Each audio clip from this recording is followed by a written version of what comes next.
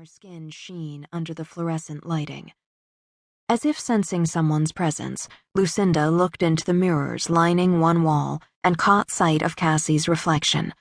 She stumbled, but the aide who was with her was quick to grab her as Lucinda caught her balance again, her lips flattened with unrepressed fury. "Get her out of here," she gritted. "Lucinda, wait." Cassie stepped farther into the room as Lucinda made it to the far end of the bars and, with the aide's help, nearly fell into a waiting wheelchair. "I don't want to talk to you." "Really?" Cassie was flummoxed and tried to skirt the thin woman in nurse's scrubs who was attempting to block her access. "I think you should leave," the woman said firmly. Her name tag read Louise Marie, and she was tough-looking, her expression brooking no argument. Ignoring her, Cassie said to Lucinda, "I just wanted to see how you were doing, that you were okay." Lucinda shot her an "oh sure" glare.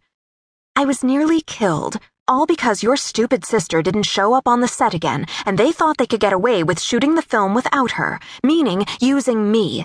Shooting around her," she stressed, her lips curling as if she'd just tasted something foul. "And I get shot in the process. Ironic, don't you think?" She caught a glimpse of herself and frowned. "God, where's Laura Merrick when you need her?" she muttered, mentioning the makeup person who'd been on the set of Dead Heat. Another glance in the mirror, and she blinked quickly, as if fighting a sudden spate of tears. How could anyone do this? It was an accident.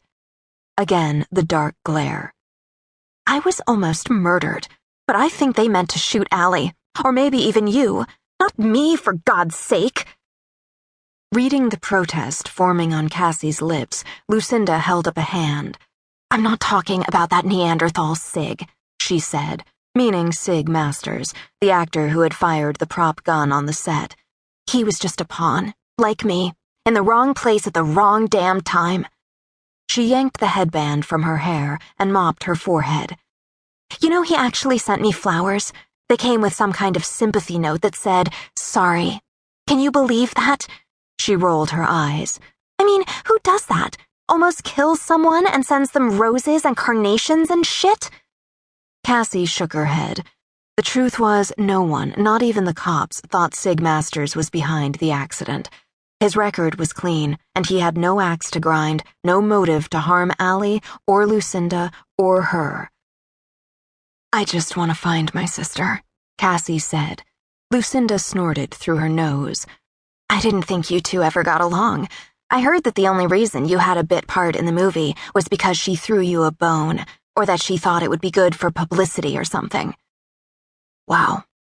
"Oh, come on, everybody knows." Lucinda lifted a dismissive shoulder, then wiped her forehead with her sleeve. "As for trying to find your sister, she's probably already dead somewhere." Cassie made a sound of protest, but Lucinda went on without a hint of emotion. "I kinda thought you might have an idea of what happened to her." She unlocked the brakes of her wheelchair and began rolling closer to the doorway where Cassie stood, still blocked from entering farther by the intractable Louise Marie. "Why would you think that?" Lucinda gave her a humorless laugh. "Everyone knows you were jealous as hell of her success, and then after she goes missing and I get shot, you end up in the nut house?" She was close enough now that Cassie didn't have to shout. "That's convenient." "What are you saying?" Cassie asked, stunned. "You think that I know where she is?" "If the Manolo Blahnik fits," she said tartly, as the wheel of her chair caught on the corner of a mat sticking out from where it had been tucked under the parallel bars. Lucinda had always had a chip on her shoulder the size of the Rock of Gibraltar. "Jesus," she growled, irritated, before she was able to push around the obstacle. "I don't know what you're doing here," she said, rolling to the door and edging out the aide. "I want to know where Allie is, that's all." "Really? She stole your husband, didn't she?" Lucinda reminded, and Cassie felt as if she'd been slapped, but she couldn't deny it. Heat stormed up the back of her neck as she thought about Trent, whom she'd once considered to be the love of her life, her husband, her damned soulmate, and then his jarring betrayal. Deep inside, she felt